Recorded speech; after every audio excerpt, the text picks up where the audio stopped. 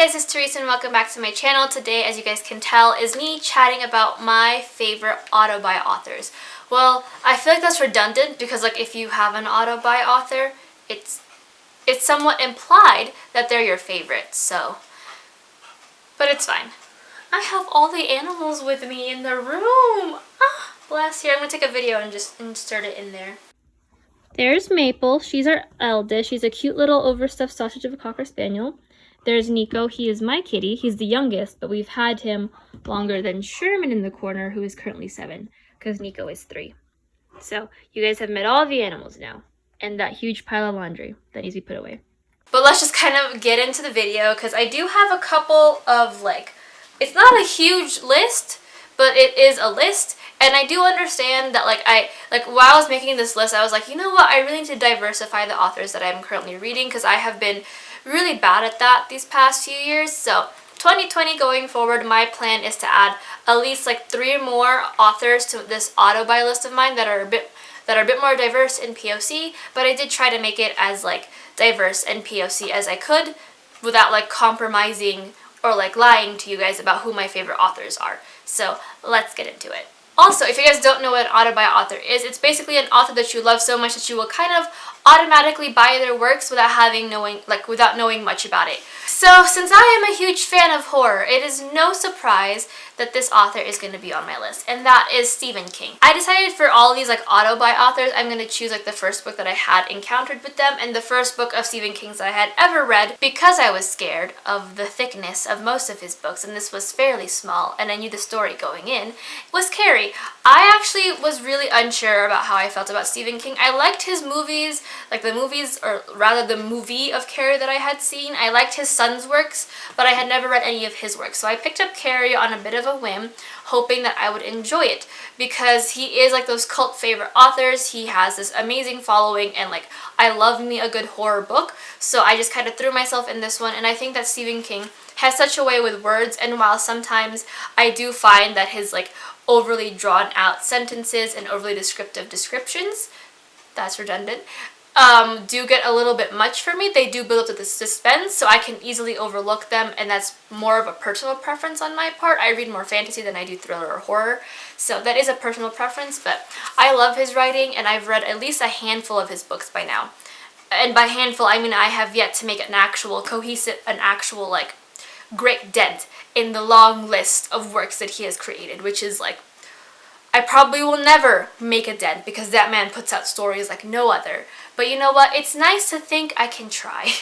My next auto-buy author actually crept up on me, and that was because I didn't like some of his writing until I read his first debut novel recently. And that's because like once I had finished that book, I was like looking through the list of books he had published, and I was like, damn, I own all of this, and I enjoyed them all, and I don't hesitate to buy these books. But that author is Adam Silveira. I originally read History's All You Left Me first, and the book that got me to officially start thinking of him as one of my favorite authors of all time and as an auto-buy author was More Happy Than Not. But I just love it because not only are his stories so wonderfully queer where like they're not trying to hide it, if that makes sense. Like I feel like a lot of publishing industries will like use an LGBT character as kind of a plot twist and all that stuff, so we never hear like if a character is bi or if they're gay, but it's also like very obvious in how in like the covers and the descriptions that Adam Silveira has. And I just love this kind of like weird element that he tends to have, which is like almost fantastic. Like it's not exactly magical realism, but it does have like his writing just seems to convey some sort of weird magical realism vibe to me, and I just always gravitate toward his books so much. And I can't wait for his next book to come out in January, and I think he is going to be going higher than he already has with this new fantasy series. And like if you haven't picked him up, he's very well known for writing stories that are absolutely depressing but also wonderful, heartwarming and heart-wrenching stories. So I highly recommend that if you do read it, like if you do pick him up, check some trigger warnings, because I believe if you decide to pick up More Happy Than Not, that one has a lot of trigger warnings, so I will leave my review for that one down below. But other than that, I think his stories are absolutely marvelous, and I can't wait to see what else he comes up with, especially this fantasy world he's talking about, since he said he's been writing it for a while now, so I'm intrigued. The next auto by author of mine should come to, this one's like, she's still a little tentative on the list because I have bought all of the books she has read, and I will continue to buy what other books she has put out without much of a second thought. But I am hesitant because like she's not one of those authors that I like gravitate toward, if that makes sense. I will buy her books, but not like something I would be like, oh my god, yes, right away. And that is Audrey Colt. She is the author of A Fire and Stars, Ink Mistress. She co-authored another book that name I'm forgetting right now, so I'll throw the cover over here.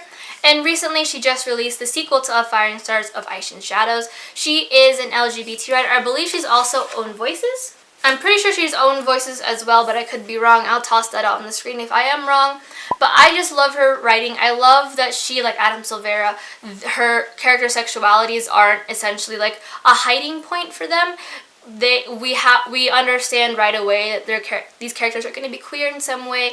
They're going to have relationships with the same sex, and it's just same gender, and it's just one of those wonderful things that I just adore about it. And I love that it's set in a fantastical element, because I have been trying to read more. Like, I am primarily a fantasy reader. I know it might not seem like that first glance, but I do prefer reading fantasies and like paranormal like stuff. And I find it's really hard to find queer books that are fantasy, so I like that this one is very outwardly fantasy, and I don't have to like dig through the piles of reviews that'll tell me that, hey, this character is queer, or they're like however they identify, and I don't have to like spoil myself for the book to find out, which is always super nice, because I have spoiled plenty of books for me just to figure out if a character is queer, and it's such a struggle. Let me tell you. The next book is actually a debut author. She debuted her first book last year, and that is Natasha Young. She recently wrote of Girls of Paper and Fire, and I believe her next book is of something Girls of Something in Storm. I will toss the thing on the screen because I'm very forgetful today, but that's fine. I love it because like this is an Asian-based fantasy, and I, as an Asian myself, finds it difficult to find books with Asian, like set in Asian world. It's always typically in the Western world, so it's nice to have a YA book set in an Asian world, especially a fantasy inspired by this Asian culture that she uses in an Asian mythology. I also love the queer aspect because it's just a double whammy. I don't see a lot of like Asian cultures necessarily start beginning to explore queer identities in books. I know we have a couple that are coming out, but I feel like it's still like especially since I'm more drawn to fantasies. I love her lyrical writing. I love that these two girls fell in love, and I just love the world building. I just love everything about this book, and I can't. I'm gonna get emotional, but it's fine. It's just so good, and my recommendation for More Happy Than Not, this does have trigger warnings for sexual assault and violence toward women, so be very wary if this video inspires you to pick up this book in any way, but I do think that it was done wonderfully. Why the fuck is there an ice cream truck? It is fall, sir. That's right, drive away.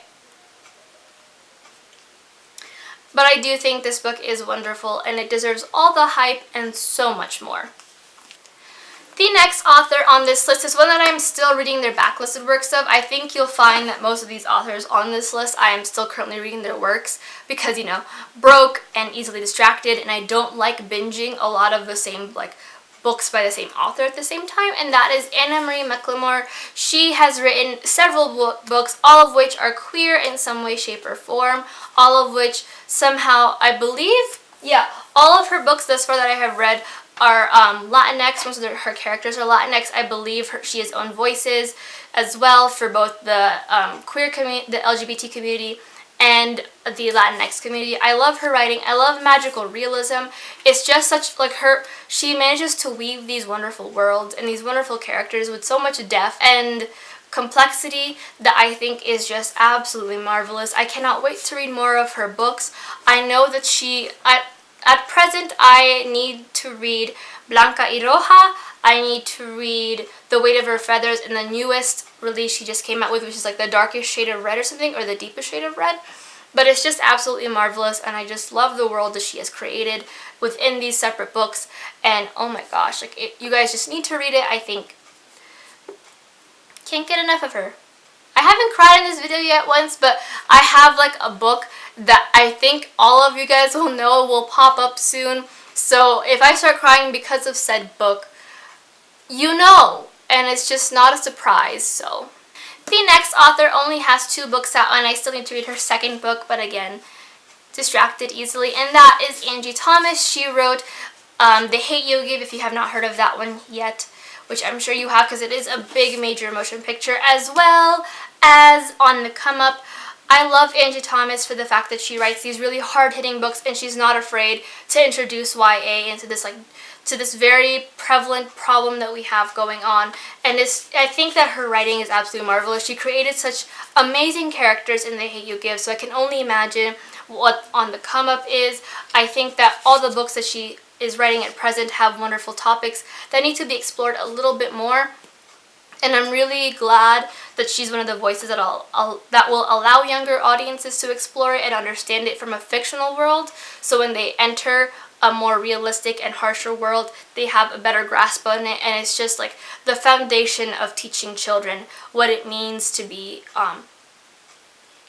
not to understand what someone of a different skin color is going through, because I feel like no amount of reading or reading like articles or novels or anything will ever get you on the same level as someone who has the same skin color as you, who understands the pain. But at least it brings this level of empathy that I feel like we lose because of like media and because of this culture that we are currently in, with like, at least in America.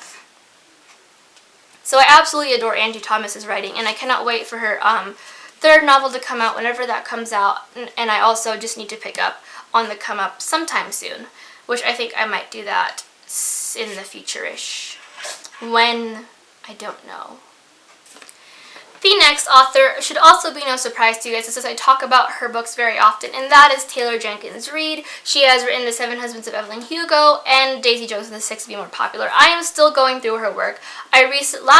A couple months ago, I recently read Maybe in Another Life, and I have, I believe, 2 more books of her backlisted works that I need to get through. But so far, I have definitely enjoyed her historical fiction a little bit more than her just plain old contemporary romances, because she creates these really heavy, like hard-hitting and complex characters from these time periods that I feel like that you might get lost in due to the glamorized portions of their life, because Evelyn Hugo is an actress and Daisy Jones and the Six are all musicians, and like the time period she's written in are very fast-paced. They're very easy to get lost in and just super, super immersive. And I just love that these characters and their flaws, like all of her characters are flawed in some way, and that doesn't make them any less likable. It makes them more human, which I think is a wonderful aspect to have. I also, since I did say I read Maybe in Another Life, I also enjoy the complexity of that story and how she managed to weave these 2 separate stories together, but still at the end of the day, it's a very much like love wins kind of concept. And I just love her writing. I love her characters. I love her prose, her diction, and just like how she crafts these amazing, amazing stories. And I cannot wait for her next book, because I don't know when that will be coming out or if she's even in the works for the next book, but I don't have to wait because I have 2 more of her backlisted works to read through. And this book just got picked up for a TV show, and Daisy Jones and the Six just did as well. So I'm going to be crying because now we're going to have an actual live, an actual facts, soundtrack to Daisy Jones and the Six, and I can finally hear Aurora, because oh my gosh, it's so good. It's just so good. The next book is also going to be no surprise, or the next author will be no surprise to you guys, because I know I said I would never mention this book. I'm not mentioning this book in this video solely for the purpose of mentioning the book. I'm mentioning the author, and that is Madeline Miller. She wrote The Song of Achilles and Circe, and she is like this Greek retelling queen that I will love forever and ever, and I cannot wait for her next book. She has written so many, out of the 2 books that she has written, she has managed to create very different characters and very different perspectives. I could go into Circe and not feel like I am reading an aspect of Patroclus's life. I could go into the Song of Achilles and not feel like Cersei's gonna pop her head up with the diction and the wording and everything. And it's just so wonderful because it just creates this very atmospheric and immersive world that we are all familiar with because Greek mythology, and I just cannot get enough of her writing. I think I'm due for a reread for the Song of Achilles, but I'm gonna hold it off until next year because I don't want to cry again. But I cannot wait to see what else she comes out with. I know she has a couple of short stories that are out there that I have to dig through, but I cannot wait to see what she does. I think, even though I've said this and I'm going to be writing my own, I think she would do a wonderful Medusa retelling, just because I feel like Medusa's been one of those characters that we never really got a voice in terms of like her trauma and her becoming this, and then more trauma like turned onto her because of Perseus. I think she'd do a really good job at that, but I won't mind if she writes something else. I think if she did like an anthology of short stories of like mythology rewritings, she would do a really good like Apollo and Hyacinthus, as well as probably like an Orpheus and Eurydice situation. But I love it. I love it, and like really, she literally reignites my love for Greek mythology, which you can't really smush, but I can forget about because of other books. And I don't know how I became this trash for this book, but I did. And here we are. And I've mentioned this book to death so many times that I swear, unless I reread this book, I will not be mentioning it anytime soon after this video. No, after this video, definitely, because I don't have any other video ideas planned where I can pull this book out. And if for some reason I do have a video idea where I can pull this book out, I will post on my Twitter chat and like remind them to not use it, but also like they're super supportive and they'll be like, well, just use it. It's one of your favorite books and it brings you lots of joy and makes you happy, so why wouldn't you mention it so many times? But like at the same time, I feel like I'm getting predictable. Yes, that's the word. My second to last author is another one of my favorites. I recently reread her second series, and I'm making my way through her current series that just wrapped up last year, or this year, and that is Sarah J. Maas. She has written the ever so popular A Court of Thorns and Roses, as well as The Throne of Glass, and I do use ever so popular loosely because it is she's one of those writers where you either love her writing or you hate her, but I happen to love her writing, so. But I just love her worlds. I think that she does a really great job of kind of like twisting these concepts of fae, and I like that she has written about two different kinds of fae worlds, and they're vastly different from one another.